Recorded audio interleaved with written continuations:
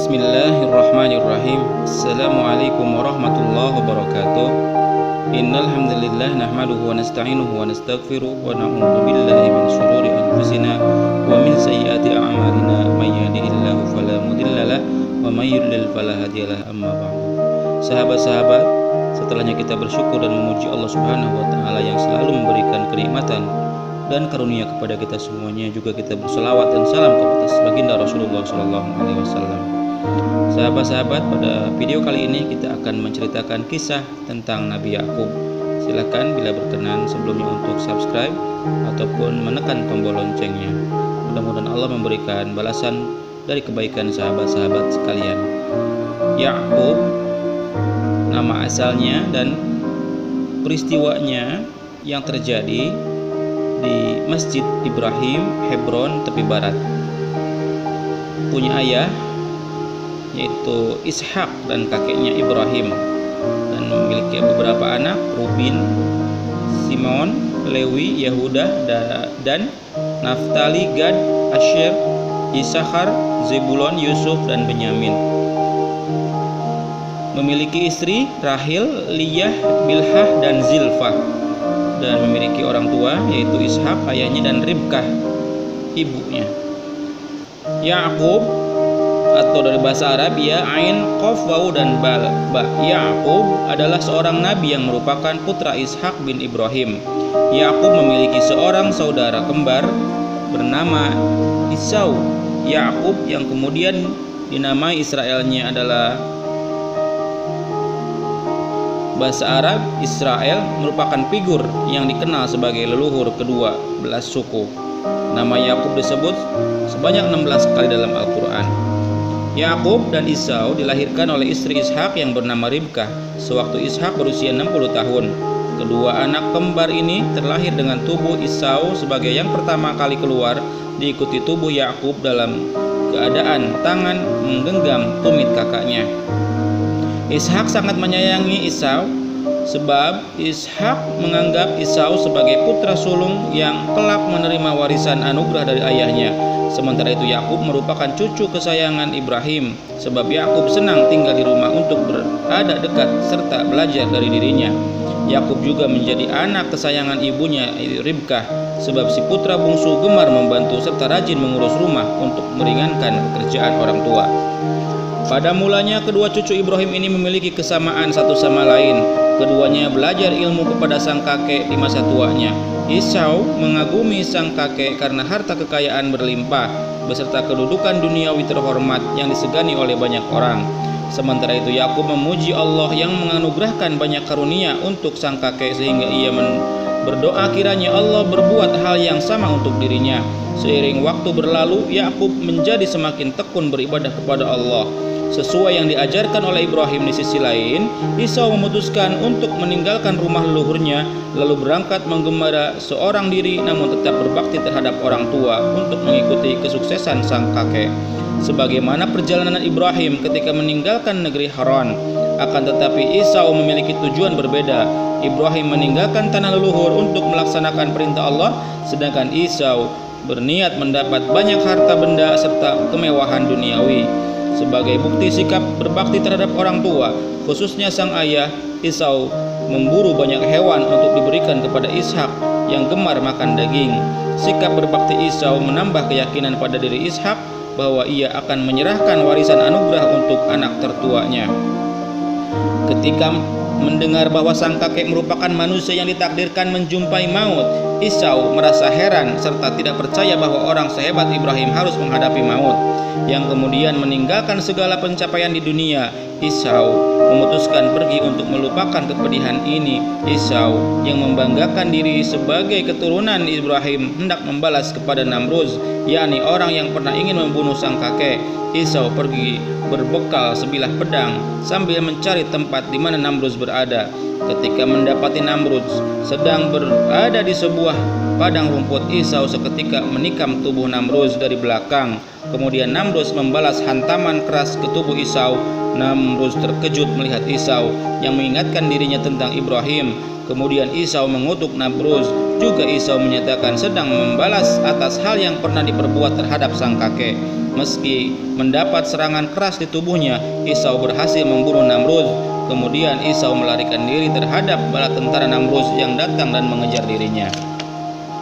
Sahabat-sahabat, sementara Esau memutuskan pergi, Yakub tetap berada di rumah sehingga ditanyai oleh Ibrahim tentang sebab keberadaannya ini. Yakub menjawab bahwa ia percaya kepada Allah, bahwa Allah selalu menyertai sang kakek sehingga Yakub ingin berada dekat dengannya. Mendengar ucapan ini, Ibrahim memberkati Yakub seraya menyatakan bahwa ia akan mewarisi bagian warisan anugerah, yakni berkat langka dari sisi Allah untuk Ibrahim yang telah diwariskan kepada Ishak. Yakub takjub mendengar hal ini sebab ia bukanlah anak sulung yang memiliki kelebihan di mata Ishak. Namun Ibrahim menenangkan cucunya dengan berkata, bahwa berkat anugerah itu berasal dari sisi Allah. Terlebih lagi terdapat perjanjian bahwa Yakub telah lama ditetapkan sebagai pewaris keluarga Ibrahim, sehingga Yakub ditakdirkan mewarisi anugerah istimewa di dunia maupun di akhirat. Yakub juga turut bersaksi bersama putra-putra Ibrahim tentang agama yang Allah wariskan untuk kaum keturunan Ibrahim. Ketika Esau pulang dari pertarungan melawan Namrus, ia merasa sekarat serta kelelahan. Kemudian ia menjumpai Yakub sedang memasak sup kacang merah untuk para tamu yang berkabung atas Ibrahim yang telah meninggal dunia. Esau yang kelaparan mendesak seraya berteriak meminta makanan kepada Yakub. Oleh sebab Esau tidak percaya adanya kebangkitan orang mati, ia takut akan segera mati sehingga ia menyatakan bersedia memberikan apapun untuk nyawanya. Sementara Yakub memperingatkan kepada Esau tentang adanya kehidupan akhirat sesudah mati, Esau justru secara zalim mengingkari bahwa kelak Allah membangkitkan orang-orang mati. Sebab Esau telah mengingkari ajaran Ibrahim bahwa kekayaan berkat berasal dari sisi Allah. Sebagai hukuman atas sikap zalim Esau ini, Allah memindahkan hak waris Ibrahim kepada orang yang Allah perkenankan, yakni Yakub, keturunan Ibrahim yang meneladani dan mewarisi Ibrahim. Oleh karena telah memperoleh banyak ilmu dari Ibrahim, Yakub telah memahami bahwa pemilik hak kesulungan kelak berhak untuk menerima warisan anugerah. Yakub juga meyakini bahwa berkat dunia beserta akhirat berasal dari sisi Allah. Yakub bersedia memberi makanan setelah Esau bersumpah menjual hak anak sulung sebagai ganti makanan tersebut, agar sumpah ini menjadi bukti jaminan kepada dirinya. Lalu Esau seketika menyetujui persyaratan ini akibat belum memahami keistimewaan hak anak sulung.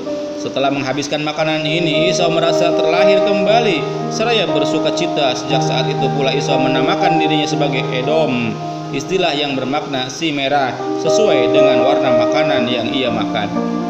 Sahabat-sahabat, setelah memiliki hak anak sulung dari Esau, Yakub secara sah memperoleh keistimewaan sebagai anak sulung Ishak. Sementara itu Esau yang dikenal sebagai cucu Ibrahim memutuskan untuk mengawini putri-putri dari suku Hiti, yakni salah satu suku bangsa keturunan Kanaan. Walau demikian, perkawinan ini menyebabkan Esau melanggar amanat dari Ibrahim yang pernah berwasiat agar keturunannya tidak kawin dengan orang-orang dari keturunan Kanaan. Sepeninggal Ibrahim, Yakub berpindah ke rumah Nabi Sam, putra Nabi Nuh, untuk memperdalam ilmu agama maupun ibadah kepada Allah.